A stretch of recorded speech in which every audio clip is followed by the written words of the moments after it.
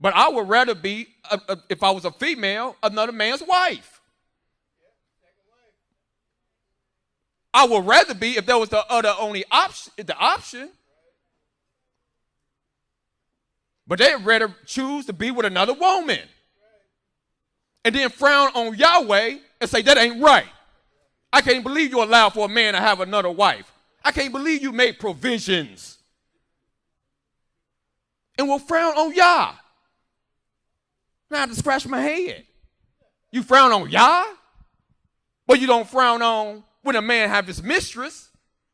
Do you frown on that? Rather for a man to have 10, 20 mistresses. Say, man, that's sickness. Run into sisters all the time, women all the time. They know a man is married. And, well, that's my man too. That's your man too? Yeah, I'm his woman on the side. You is whore. That's what you are. Keep it real. You is whore. You is hoe. That's what you are. Why don't you talk to the man and his wife about getting married? I can't do that. I don't want to do that. What's wrong with it? Well, I want to be the first. I don't care if I'll be the last or the last. As long as I'm doing something in righteousness. But our people have become sick. Said, neither shall thou lie with any beast to defile thyself therewith. And not only is hillbillies lying down with beasts, our people lie down with beasts. You don't act. You don't rehearse no wicked acts. Got the dog laying in the bed with you. Well, that's little Rufus. Little Rufus. He ain't hurt nobody. Laying right up in the bed with you. Gentile do out kissing on the dog, licking him in the face. This state nature. Coming from the caves of Europe. Biting off rat heads. Eating food with blood running out of it, running from fire. This is man's nature. That's why when it gets cold, you talking about the hair growing on that joker? You don't want to know who Bigfoot is? Who you think intermingled with him? He intermingled with the beast. And now our people is intermingling in with the beast. But Yah said, don't defile yourself. He said, defile not yourselves in any of these things. For in all these the nations are defiled, which I cast out before you. You shall therefore keep my statutes and my judgments, and shall not commit any of these abominations, neither any of your own nation or any stranger that sojourneth amongst you. So we have one law, one for our people and a stranger that dwelt amongst us. What no two separate laws? When you read the New Testament, it's two separate laws. One for the Jews and one for the Gentiles. Ain't no two separate laws. It's only one law. He said, for verse 29, for whosoever shall commit any of these abominations, approaches to your wife on her menstrual, lying with a beast, uncovering your brothers and sisters' nakedness, even the souls that commit them shall be cut off from amongst his people. Yahweh means what he say and says what he means. I'll cut you off. Verse Leviticus 19 chapter, Brother Dan went through this, verse 26. He said, ye should not eat anything with the blood. Then you got these foolish people talking about because you ain't in the land, you can eat blood. That was only pertaining to the land. Before we had a land, you go to the book of Genesis, Yahweh told us we not even to eat blood. Don't even eat it. Because the life of the flesh is in the blood. The diseases is in the blood. The life of the creature is in the blood. You pour it out on the ground and cover it with dust. Even cover it up, because I don't want no beast, other beasts coming by, or people coming by and looking at the blood. Cover it up. For the blood is the life. It's the personalities. And you eating food with blood running all out of it. You should not round the corners of your heads, neither shall thou mar the corners of thy beard. You shall not make any cuttings in your flesh for the dead, nor print any marks upon you. I am Yahweh. No carvings in your flesh. These tattoos, that's poison in their system. Basketball player, football, all tattoos that's from the neck, from the head all the way down, covered in tattoos.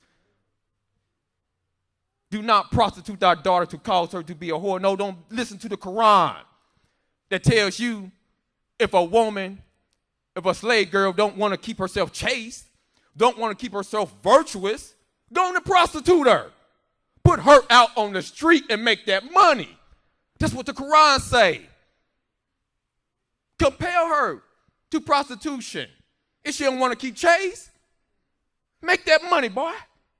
Get it while you can. But y'all said no. Don't prostitute thy daughter to cause her to be a whore. At least the land fall to a whoredom and the land become full of wickedness.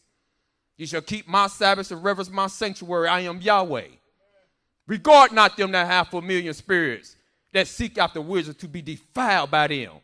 Don't be going after these people, telling me they can read your signs. Hey, let me tell you this. I could tell you where you can get some money. You can become rich. I just need to sit and talk with you for a minute.